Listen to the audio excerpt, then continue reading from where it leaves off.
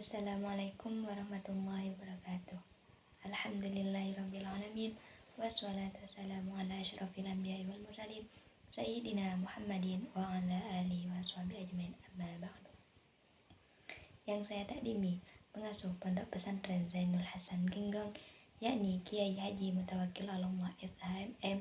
Yang saya hormati Rektor Universitas Islam Zainul Hasan Genggong, yakni Bapak Abdul Aziz Wahab PH.MAG. Yang saya hormati Ibu Wahyu Lestari MPD selaku dosen pengampu mata kuliah penelitian kualitatif. Tak lupa pula kedua orang tua yang saya banggakan dan yang saya cintai, yang selalu mendoakan saya dan juga teman-teman seperjuangan. Izinkanlah saya memperkenalkan diri. Nama saya Sri Hartini dari Tadris Matematika semester 6 Universitas Islam Zainul Hasan Genggong. Baik, saya akan menjelaskan materi tentang penelitian kualitatif. Nah, yang pertama itu di sini saya akan menjelaskan tentang pengertian penelitian kualitatif. Nah, penelitian kualitatif sendiri adalah penelitian yang menghasilkan penemuan. Penelitian kualitatif adalah menjelaskan penelitian yang menghasilkan penemuan-penemuan yang tidak dapat dicapai dengan menggunakan prosedur-prosedur statistik atau dengan yang tidak dapat dicapai dengan cara kuantifikasi lainnya. Nah, Situs dan Carbon 2008 merinci bahwa penelitian kualitatif dapat digunakan untuk meneliti kehidupan masyarakat, sejarah, tingkah laku, fungsionalisme,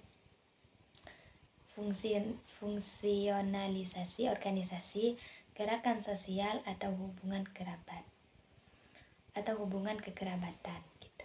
Nah, terus yang kedua yaitu ada ciri-ciri penelitian kualitatif. Nah, seperti yang sudah diuraikan bab sebelumnya, penelitian kualitatif memiliki beberapa ciri yang membedakan dengan penelitian kuantitatif. Ya. Yang pertama yaitu mengkonstruksi realitas sosial, makna budaya. Yang kedua, berfokus pada proses interpretasi dan peristiwa-peristiwa. Yang ketiga, keaslian merupakan kunci. Nah, terus yang keempat, nilai hadir dan nyata untuk tolak bebas nilai. Nah, lanjut yang kelima yaitu terikat pada situasi atau terikat pada konteks. Nah, yang keenam itu terdiri atas beberapa kasus atau subjek. Yang ketujuh bersifat analisis tematik. Yang terakhir yaitu peneliti terlibat. Nah, lanjut pembahasan yang ketiga yaitu fungsi teori dalam penelitian kualitatif. Nah, metode penelitian kualitatif berangkat dari lapangan dengan melibatkan fenomena atau gejala yang terjadi untuk melanjutkannya, menghasilkan atau mengembangkan teori. Nah, jika dalam gejala yang terjadi untuk selanjutnya menghasilkan atau mengembangkan teori. Jika dalam metode penelitian kuantitatif teori berwujud dalam untuk hipotesis dan definisi, maka dalam metode penelitian kualitatif teori untuk pola atau generalisasi naturalistik. Oleh karena itu, pola dari suatu fenomena bisa dianggap sebagai sebuah teori. Kalau begitu, apa fungsi teori dalam metode penelitian kualitatif? Ada yang tahu? Nah, di sini teori dipakai sebagai bahan pisau analisis temuan penelitian pada bagian pembahasan atau diskusi hasil penelitian. Nah, dengan teori, peneliti akan memperoleh inspirasi untuk bisa menemukan atau untuk bisa memakai persoalan. Nah, memang teori bukan satu-satunya alat atau bahan untuk melihat persoalan yang diteliti. Peneliti atau pengetahuan peneliti sebelumnya yang diperoleh lewat membaca literatur, mengikuti diskusi ilmiah, seminar atau konferensi, ceramah dan sebagainya, bisa dipakai sebagai bahan tambahan untuk memahami persoalan secara lebih mendalam. Nah, demikian juga halnya dengan hasil penelitian orang lain yang memiliki topik sama dengan penelitian yang dilakukan. Nah, lanjut, teori yang dipakai sebagai informasi pembanding atau tambahan untuk memilih gejala yang diteliti secara lebih utuh.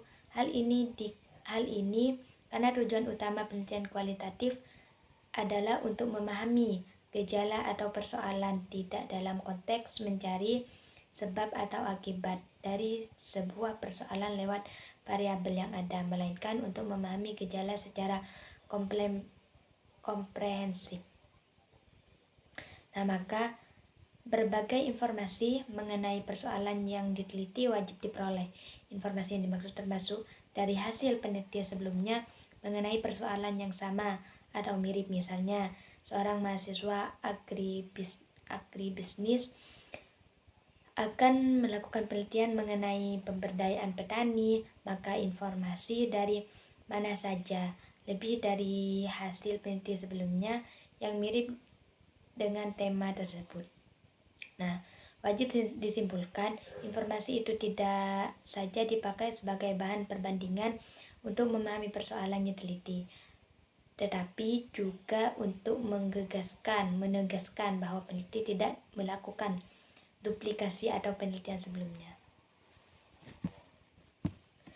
Nah, lebih lanjut, Weir 2006 menyebutkan beberapa fungsi teori, diantaranya adalah sebagai berikut. Nah, ada 4 macam. Yang pertama itu ada memperdalam pengetahuan tentang masalah yang akan diteliti sehingga dapat melakukan kontrol. Nah, terus yang B itu menegaskan kerangka teoretis yang menjadi landasan jalan pemikiran penelitian. Nah, lanjut yang ketiga yaitu mempertajam konsep yang dipergunakan sehingga mempermudah merumuskan hipotesisnya. Nah, yang terakhir itu menghindari terjadinya pengulangan penelitian demi penghematan waktu, tenaga, dan biaya. Baik, sekian presentasi dari saya. Apabila ada kesalahan dan kekurangan, mohon maaf yang sebesar-besarnya. Assalamualaikum warahmatullahi wabarakatuh.